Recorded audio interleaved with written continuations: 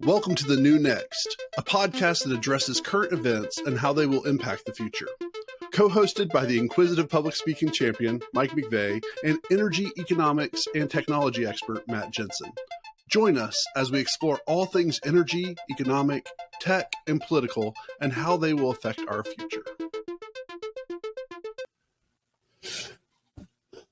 All right, so this is one that everybody always cares about because it's the one thing that affects us. What's really happening with the gasoline demand? And we've talked. Okay, sorry. So we'll just start that part over, even though something tells me you're going to be mean and keep that in. All right, so we've talked in the past about gasoline prices, and in fact, when I had the pleasure of joining this podcast with you, Matt, gas prices were skyrocketing. They were almost $3 more per gallon than what they had been 2 months prior. And we actually had a little bit of a session about this a couple months ago, talking about, is gas going to drop? Well, gas prices have dropped. And kind of the question is, what's causing the drop? Is this something that's permanent? Is this something that is this a one-time drop and then it's going to go back up to the insane rates? Is there a way that dinosaurs are going to help us in this? Part of the drop lately you have to answer these questions. Related to gasoline demand numbers coming out from the U.S. government. And there's a little bit debate with this. So we talked a while back about how the government measures inflation using tablets and a bunch of people going out when they could easily get price feeds and have a more accurate way of measuring it. With gasoline demand too, the primary person that measure this is the Energy Information Administration, so a government agency, and they do. So you have the Department of Energy, for instance, that follows gasoline production, and then you also have the American Petroleum Institute. And there's two numbers, and if that come out on basically one day after the another each week. And if you follow this for a while, you realize how wild these estimates are. Sometimes there'll be millions of barrels off from each other. And it's basically people trying to make high-level decisions on it. This happened recently with gasoline demand. So the EIA published a demand figure saying that basically the summer driving season didn't exist, which is usually a huge bump up in gasoline demand. And it showed that demand fell. So basically gallons bought during the summer months, June, July, had fallen 16%. So lower than the depths of gasoline demand for COVID.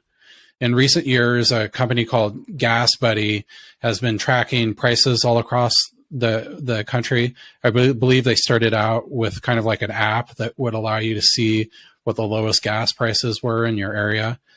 But through the time, they've actually gotten to a point where they actually track sales of gasoline from individual gas stations across the country. So a very detailed point of sale calculation that's kind of more to related to kind of like the food price fee that I talked about for the inflation thing. So the EIA says that demand for gasoline has fallen 16%. GasBuddy during the same period has said that it has risen by 2%. So you have this huge difference, and I think a lot of, these. So oil is traded on a financial market, and then people basically work out the physical markets beyond that. So I think that probably the sell-off for this is overblown.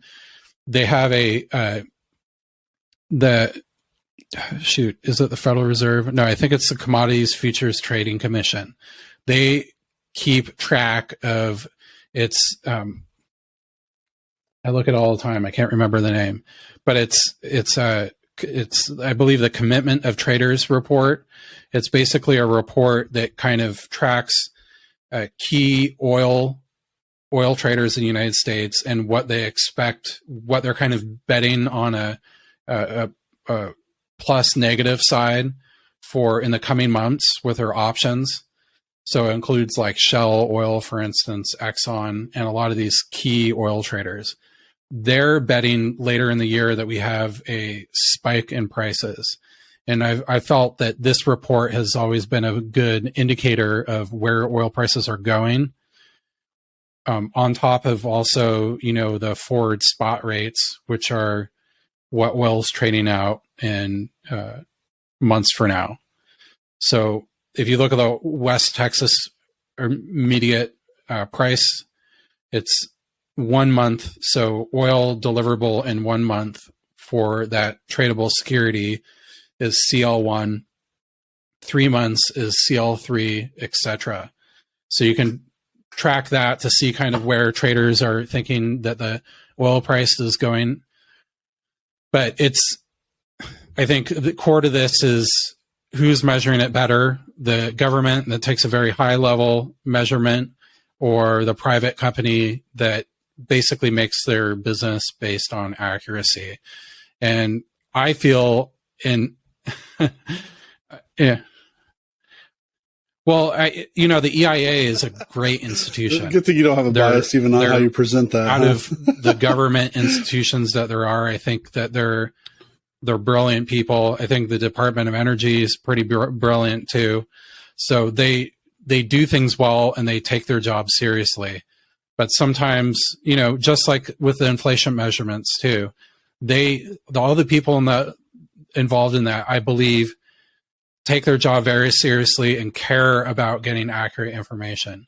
But sometimes the way of doing things and the way of measuring things aren't up to date enough to get the accuracy that you need. And when that happens, it usually, or at least in the information sense, right, usually opens up a potential market for a commercial operation to come in and provide information for stuff like this. So, yeah. Well, I was just saying the EIA right. and a lot of these government entities will go back and revise it once they have more information in the future. I don't see how oil demand fell by 16 or gasoline demand fell by 16%. That's just not. So you do have some additional supply from what we talked about in the past, refineries running at 97% and foregoing maintenance on those refineries. So the oil industry basically running as fast as they can to try to minimize the price spike in there. And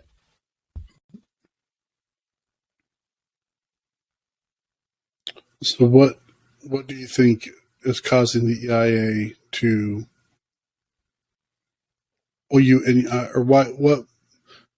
I'll say I think it's incorrect data, but what's causing the EIA to have such incorrect data? I mean, it'd be one thing if it was just a couple percentage points different or something, but almost 20% difference. I think so. They're not using the granular data. What's the factor that they're kind using? So you kind of have you have polar opposites. In my opinion, they look at kind of some of the high level stuff, and then they have like allocation stuff, but they're not necessarily using the individual point of sale data points. So it's kind of like a comparison of, say I tracked your expenses for a month and you spent 15% over last month.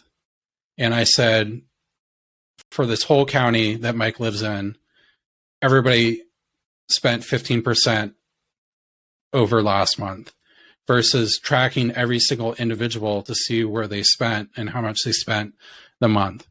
The more granular that you can get, assuming that that data is good, then you're basically measuring what is rather than what you think it is in an allocation methodology. So that's where I think the disconnect is. But who knows? They may be right.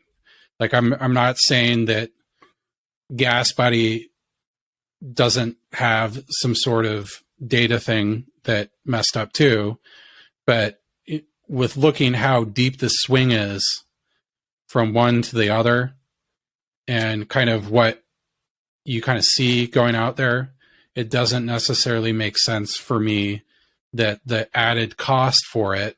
Granted, I do feel that people are spending less on gasoline, but there's a lot of people that have a lot of money and they're not going to give up their summer vacation, or maybe they have less vacation, so they're not going internationally and they're staying home and traveling locally. So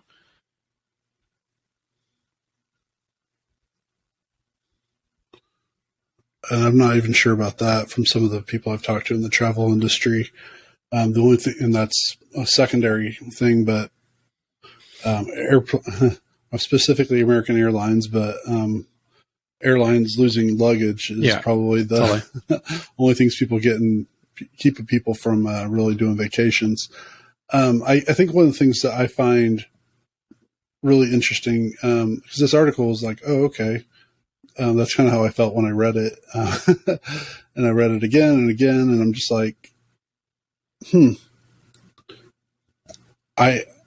based on driving the past 4 or 5 summers, and seeing the traffic, I definitely don't feel like there's any less traffic right now than there was the past few years. I understand COVID 2020 was a little bit different, but 2021 and 2019 and 2018, I don't feel like there was less traffic on the road at the same time of year. But when you went out in the depths of COVID, which they're saying that this is lower it's purely than anecdotal, it was like a ghost town.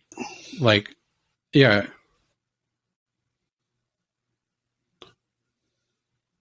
Oh yeah, no, I mean, it's not even comparable on that. I mean, April and May, there was nobody, or April, there was nobody on the road.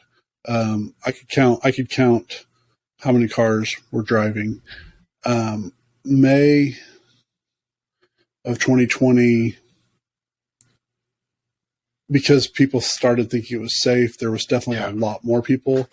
But I mean, I know there was also a lot of people that would not leave their house. Like they wouldn't even open up their front door and stuff if there was somebody within 100 feet. And I'm not making fun of them. Like, just, I know that there's people that they didn't, in fact, it wasn't until 2022 that they left their house. Like they literally, they did not leave their dwelling from March 2020 until like January, February 2022. So no, I definitely can't agree with that for the states I've been in and the driving time I've done. I would say it does feel a little bit less than last year. Feel is less than last year, but I don't know if that would be accurate either. And I was driving all over the state last year, so that's the only reason why I might have a little bit different feelings. But